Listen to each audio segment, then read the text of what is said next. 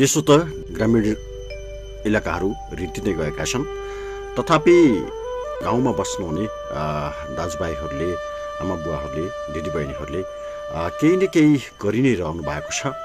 र विशेष त गाउँमा बाख्रा पालन, भैँसी पालनबाट दुधको बिक्री, बाख्रा मार्फत चाहिँ मासु उत्पादनको लागि बाख्राहरूको विशेष त खसी र बोकाहरूको बिक्रीबाट पनि उहाँहरूले आम्दानी गरिराख्नु भएको चाहिँ पाइन्छ। त्यति व्यावसायिक ढङ्गले त्यो अवधारणाले पुरा रूप नलिइसके पनि आफ्नो एउटा ढङ्गको 4वटा 5वटादेखि लिएर 20-30वटासम्म 40वटासम्म पनि पाल्नु भएको देखिन्छ। यो पर्वतको पैयुँ गाउँपालिकाको हकमा सामान्यतया एउटा आफूले दुलै घुमेको एउटा अनुभवका आधारमा यो चाहिँ मैले देखिराखेको छु। एउटा नुन तेल खान भने जस्तो यसले चाहिँ ग्रामीण परिवेशमा पुर्याएको रहेछ। दुध पनि भैँसीको दुध लिटरको 100 रुपियाँका दरले किसानहरूले चाहिँ बेचिराख्नु भएको रहेछ। दुधको सन्दर्भमा चाहिँ असाध्यै उत्साहजनक देखियो र बाख्राको पनि त्यति निराशाजनक देखिँदैन बाख्रा पालन पनि।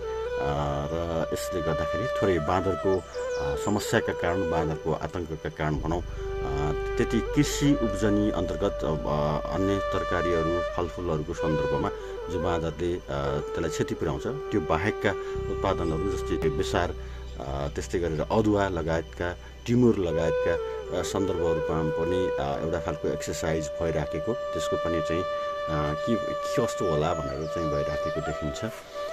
र यसो बाख्रा पालन, भैँसी पालन, अन्य कृषिका अन्य सन्दर्भमा जो कृषकहरू लागिराख्नु भएको छ, पशुपालन गरिराख्नु भएको छ, उहाँहरूको चाहिँ एउटा उहाँहरूलाई प्रेरणाका लागि, उहाँहरूको मोटिभेसनका लागि, इन्सपिरेसनका लागि विशेष त स्थानीय सरकारले खास ढङ्गले उहाँहरूलाई चाहिँ उहाँहरूको चाहिँ व्यावसायिक जो बाख्रा पालन, व्यावसायिक जो भैँसी पालन गर्नुभएको छ, दुध उत्पादन गर्नुभएको छ, त्यस्तै गरेर तरकारीहरू उत्पादन गर्नुभएको छ टनलहरू मार्फत उहाँहरूको चाहिँ उहाँहरूसँग पुगेर, उहाँहरूको घर आँगनमा पुगेर उहाँहरूका अनुभवहरूलाई चाहिँ यदि कस्तो छ, के छ समस्याहरू, के छन् चुनौतीहरू, के छन् बजारको सन्दर्भ के छ, लगानीको सन्दर्भ के छ, यावत सन्दर्भमा चाहिँ उहाँहरूका पीडाहरू, समस्याहरू, चुनौतीहरू र समाधानका उपायहरू के छ, उहाँहरूको चाहिँ के सुझाउनुहुन्छ उहाँहरूले मार्केट क्षेत्रको सन्दर्भमा सुनिदिन सकेको सन्दर्भमा यसले चाहिँ स्थानीय अर्थतन्त्रमा